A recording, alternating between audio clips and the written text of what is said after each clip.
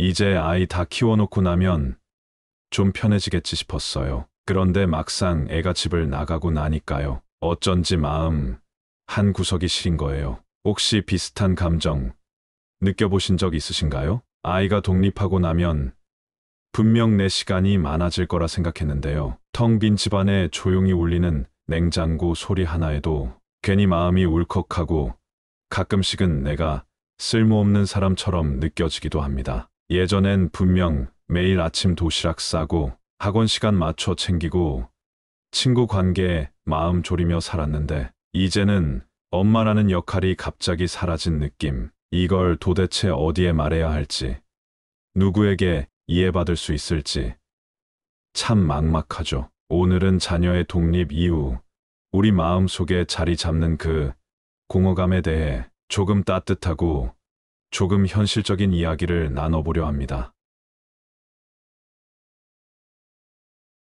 자녀가 처음으로 혼자 밥을 사 먹고, 처음으로 혼자 전철을 타고 어딘가를 가고, 그리고 처음으로 집을 완전히 나가 자기만의 공간에서 살겠다고 할 때, 그 순간 뭔가 하나 툭 하고 떨어져 나간 느낌, 그게 바로 부모 마음입니다. 잘 자라줘서 기쁘긴 한데 왜 이렇게 허전하지? 이 감정 정말 이상한 게 아니에요. 심리학에서는 이걸 빈둥지 증후군이라고 불러요. 마치 새끼 새를 키운 어미새가 둥지에서 아이들을 모두 날려보낸 뒤 느끼는 깊은 허전함이죠. 우리 인생에서 수십 년간 엄마라는 이름으로 살아왔죠. 아침마다 아이 깨우고 밥 챙기고 공부 걱정하고 어쩌면 내 삶의 가장 큰 비중이 아이였던 거예요. 그러니 이제 그 아이가 떠났다고 해서 마음까지 쿨하게 정리될 순 없는 거죠. 예를 들면 이런 거예요. 딸이 혼자 자취를 시작했다는 한 50대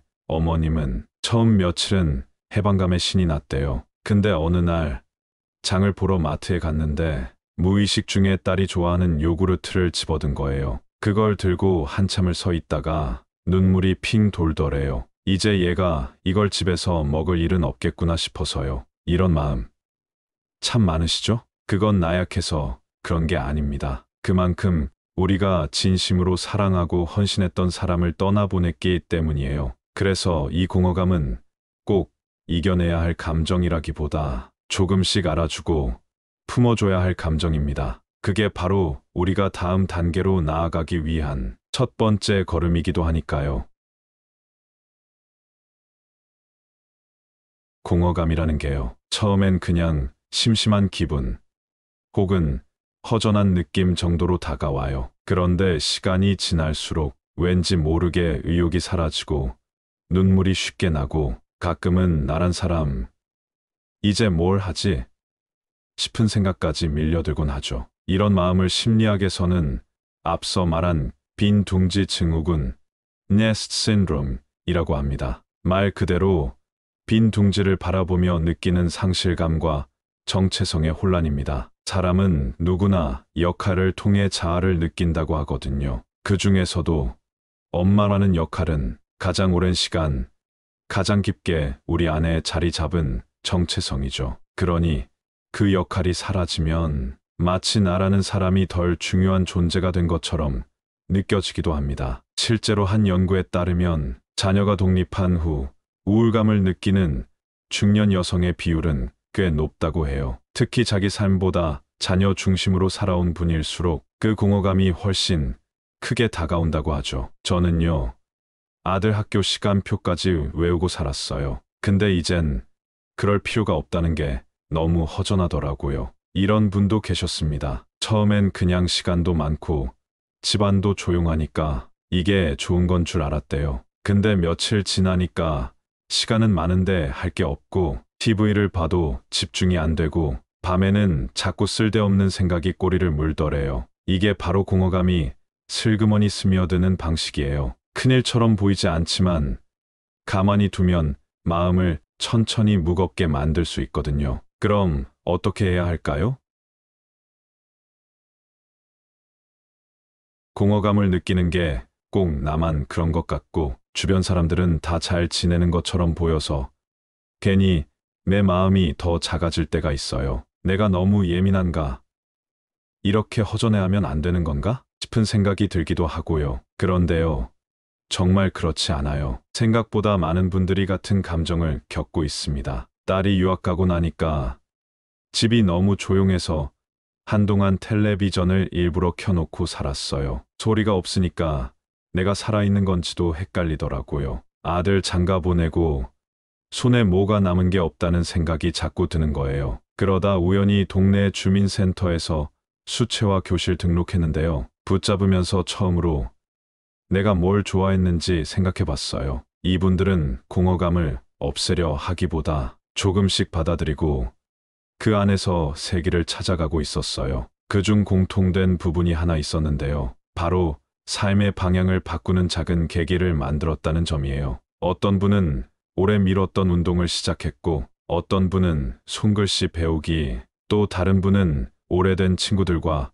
주기적으로 만나기로 했죠. 이렇게 소소해 보이는 변화들이 공허감을 조금씩 덜어주고 내 삶을 내가 주인공으로 다시 세우는 힘이 되는 법입니다. 물론 처음부터 잘 되진 않아요. 어떤 날은 귀찮다, 그냥 누워있고 싶다는 생각이 드실 수도 있어요. 하지만 그런 날도 괜찮아요. 중요한 건 천천히라도 내 마음을 돌보는 걸 포기하지 않는 것이죠. 이 공허감을 실질적으로 줄여주는 작은 실천 방법들은 뭐가 있을까요?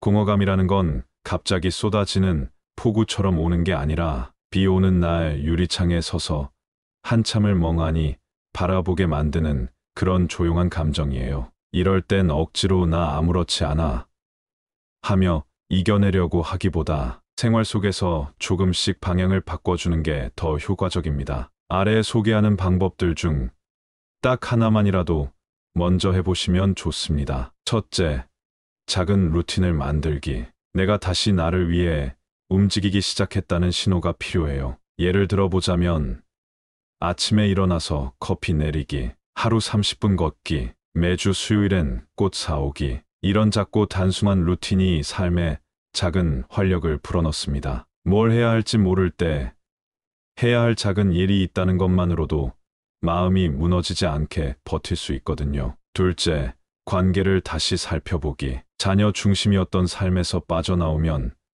자연스레 남편과의 관계나 오래된 친구들과의 관계가 눈에 들어오게 돼요. 가령 남편과 매주 하루는 함께 산책하는 시간을 만들거나 오래 연락 못했던 친구에게 안부 전화를 해보는 것도 좋습니다. 처음엔 어색하고 또 감정이 쉽게 회복되지는 않겠지만 내가 누군가와 연결되어 있다는 느낌은 공허감을 덜어주는데 아주 큰 도움이 됩니다. 셋째, 나만의 프로젝트 하나 시작하기. 엄마라는 타이틀이 줄어들면서 그 자리에 새로운 나만의 정체성을 심어야 할 때입니다. 어렵게 생각하지 마세요. 예를 들어 뜨개질로 손주 옷 만들어 보기, 그림, 글쓰기, 유튜브 배우기, 소소한 동네 봉사활동 해보기. 이건 꼭 돈을 벌거나 거창한 취미여야 할 필요는 없어요. 중요한 건 이건 내가 좋아서 하는 일이야 라고 내가 나한테 말할 수 있는 시간을 갖는 거예요.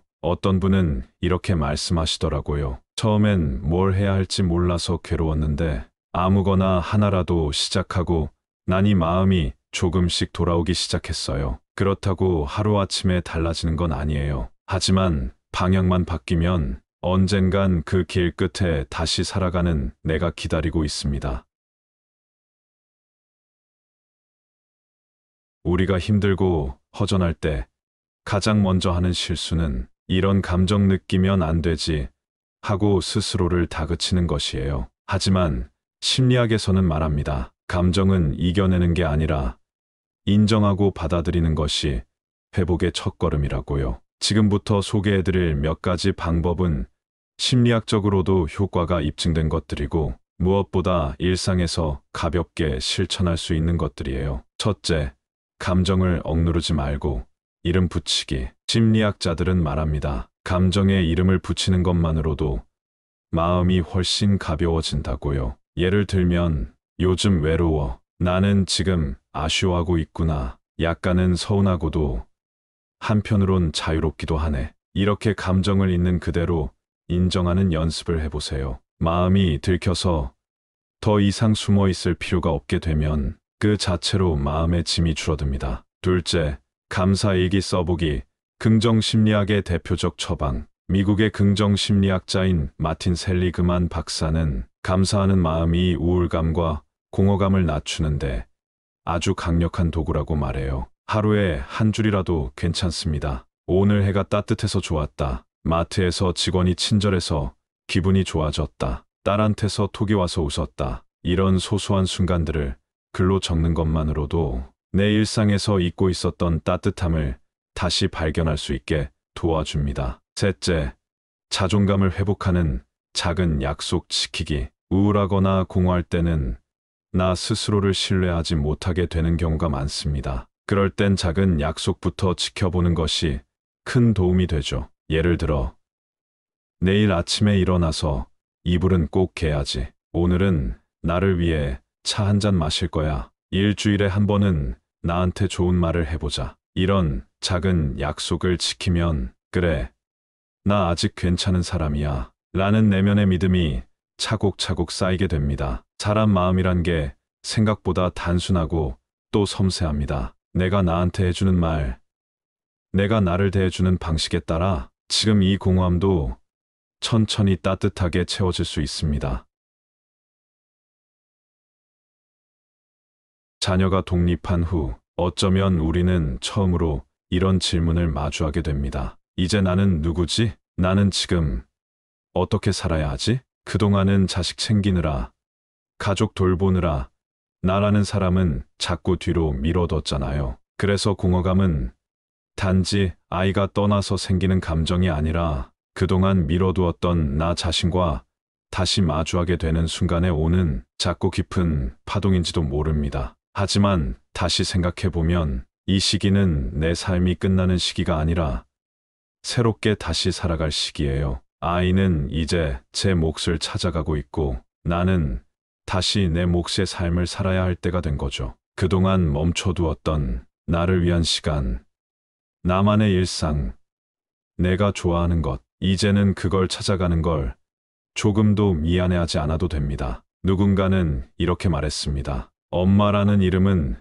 내가 잊지 않아도 되지만 그 이름만으로 살 필요는 없잖아요. 이제 나는 나라는 이름으로도 살아가야죠. 혹시라도 지금 이 내용을 들으며 마음 한구석이 찡하다면 괜찮습니다. 그건 지금도 당신 마음이 살아있고 따뜻하다는 증거입니다. 이제부터는 누구의 엄마가 아니라, 누구의 아내가 아니라 그저 나 자신으로 살아갈 자격이 충분한 당신의 시간이 시작되는 거예요. 천천히 걸어가셔도 괜찮습니다. 다시 살아갈 당신을 응원합니다.